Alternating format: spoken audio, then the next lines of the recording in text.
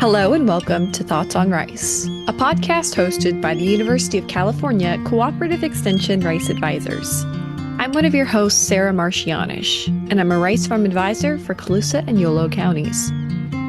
I'm Whitney Brim DeForest. I'm the Cooperative Extension Rice Advisor for Sutter, Yuba, Placer, and Sacramento counties. My name is Luis Espino. I'm the Rice Farming Systems Advisor for Butte and Glenn counties. I'm Michelle Leinfelder-Miles. I'm a farm advisor in the Delta region. I work on all sorts of field crops, grains and forages, but one of those is rice. And the counties that I cover are San Joaquin, Sacramento, Yolo, Solano, and Contra Costa counties. Together, the UCCE Rice Farm Advisors seek to provide relevant, topical, research-backed information relating to California rice production.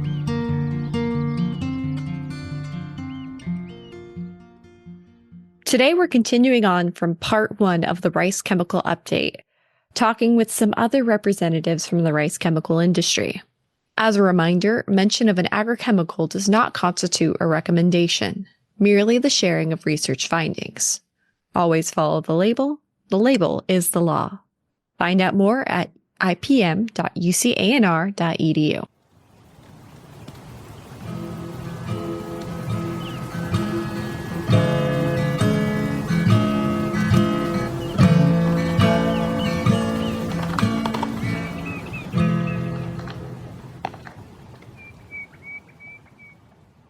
Today I have here Kate Walker from FMC, and we're really fortunate to have Kate come and talk to us today because, as I understand it, she's got quite a bit of experience in this industry. So, Kate, thank you so much for being here today. Oh, Sarah, thank you so much for having me. It's such a pleasure to talk with you. My name's Kate Walker. I'm a tech service manager with FMC. I've lived and worked in California this is my 15th year. So I've been out here since 2010, covering coastal California and Northern California. So again, just really excited to talk with you today. Fantastic. We love having people on here who have been kind of rooted, excuse the pun, in the industry for a while now. So really fortunate to have you here. Well, thank you. Well, let's talk about the products that FMC offers in the rice market. And this, I mean, the established products that are pretty much household names in the industry. Let's talk about those. Sure. So as far as established products, FMC offers a herbicide, Shark H2O. So this product has been on the market for a number of years. It's a very user-friendly product. We have it registered for management of broadleaf weeds in water-seeded rice. So we've got two application timings that we recommend for Shark H2O. For an early application, this is when the rice is about 2 to 3 leaf or larger. We recommend a 7.5 ounce per acre rate by air. And this is going to have activity on sedges like umbrella and bulrush. And it's also going to pick up some other broadleaf weeds like arrowhead and duck salad. Later in the season, so when the rice is larger, this is usually after the water has been let out, we have a application up to 4 ounces by ground. This application is going to have really good tank mix flexibility with other rice herbicides that are on the market. Again, Shark H2O is a broadleaf, so if you need to incorporate grass herbicides, Shark is a great product that'll pick up your broadleafs if you're making an application for things like watergrass. Overall, we see Shark as being a very good resistance management tool.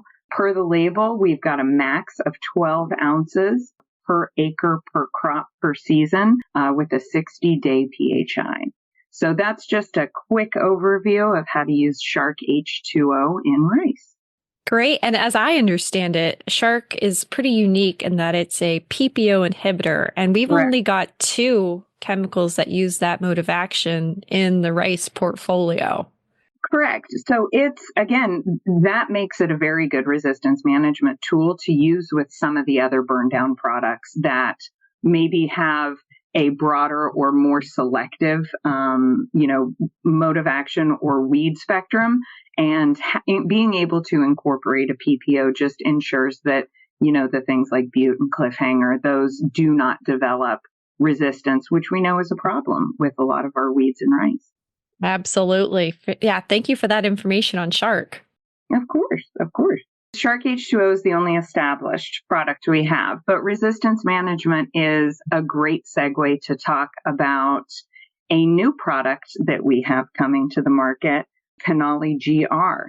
So we have just submitted to both California and to the EPA a product called Canali GR. That is the brand name. The active ingredient name is Dodalex. It is a new mode of action in ATRAC Group 28. So there are currently no Group 28s that are registered for use. It is a DHO-DH inhibitor herbicide. Now, here's the part where it gets a little bit tricky.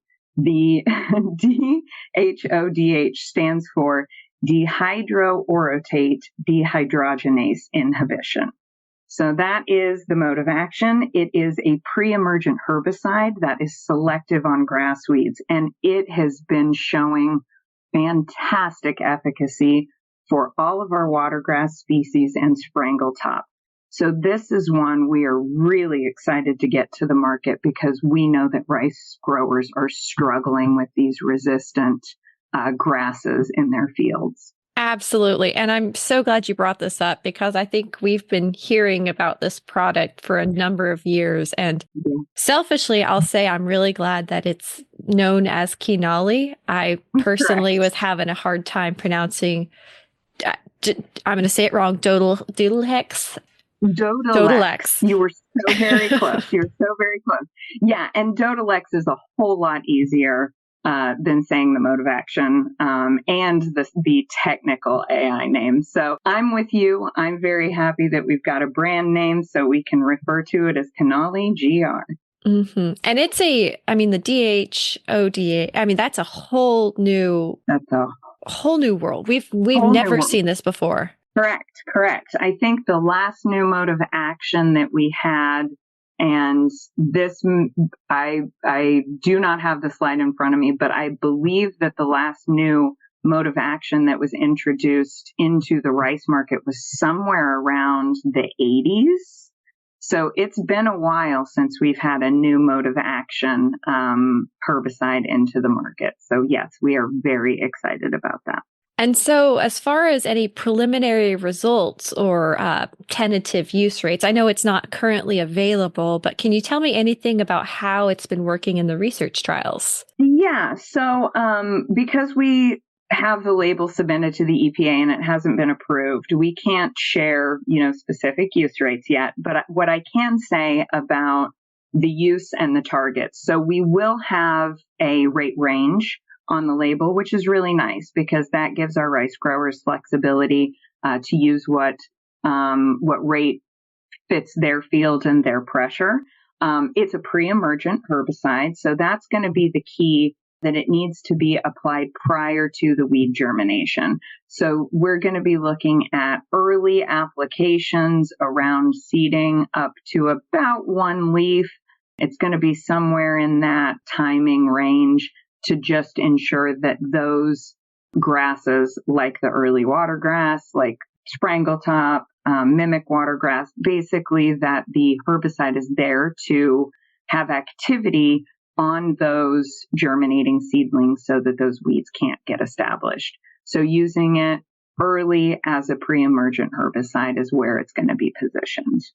And is the idea to try and use Canali GR as a base herbicide for a herbicide treatment program? Exactly, Sarah. You just nailed it. It's going to be the foundation for a season-long grass management program in water-seasoned rice. So this will give our growers the opportunity to start out clean, and then they'll be able to manage any escapes very easily throughout the season. We've been testing this in both, small and some very limited large scale, because everything is crop destruct, but we've been doing a ton of replicated plot work and even some 1 acre type fly-ons, and we've seen just outstanding control of watergrass. So it just gives these growers the ability to keep that watergrass out of the field.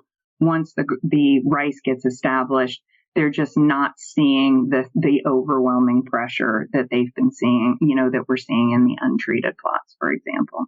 And here's a question I know you guys are getting all the time, but do we have any idea about when it might be available for our California rice growers?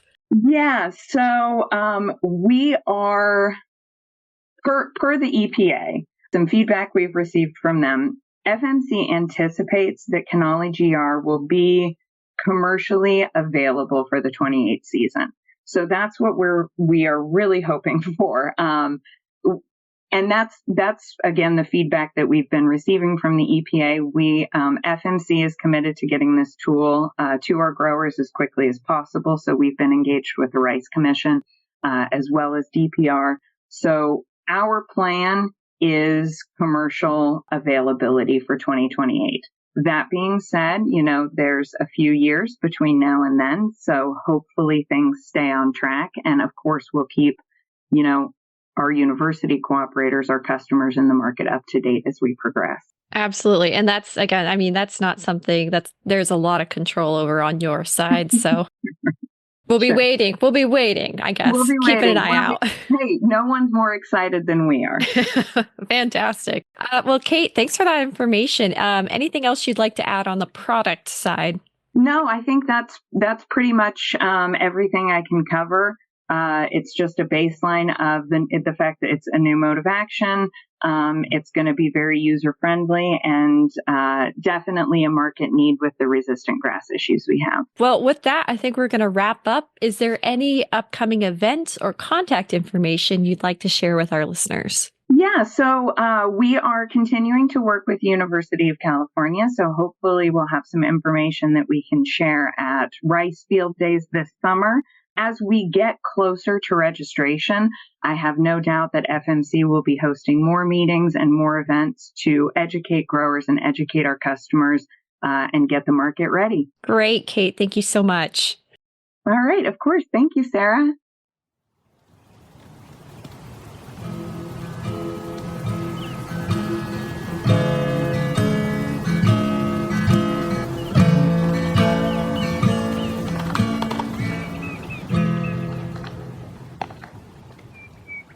Now let's move on to some upcoming events.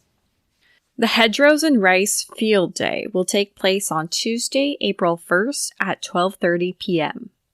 The location for that will be the corner of Tule Road and Lodi Road, just southwest of Grimes, and we will be able to offer 2.5 CCA credits for soil and water management. Again, that's Tuesday, April 1st at 12:30 p.m., the Hedgerows and Rice Field Day. Our next upcoming event will be the UCCE Colusa Centennial Sprint to celebrate 100 years in office.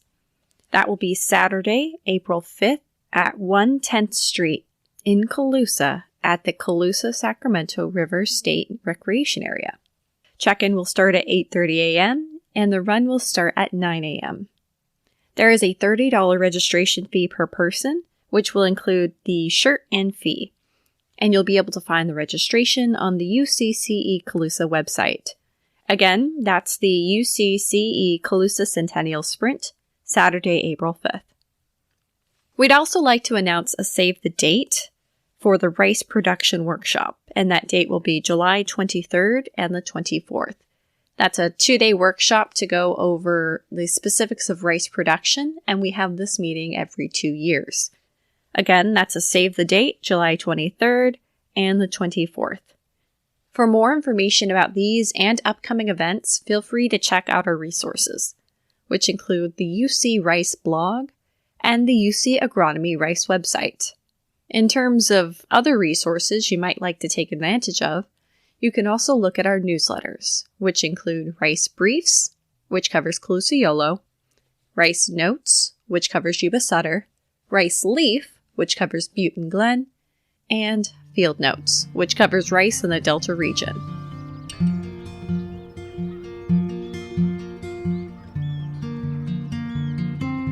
Thanks for listening to Thoughts on Rice, a University of California Cooperative Extension podcast from the University of California Agriculture and Natural Resources.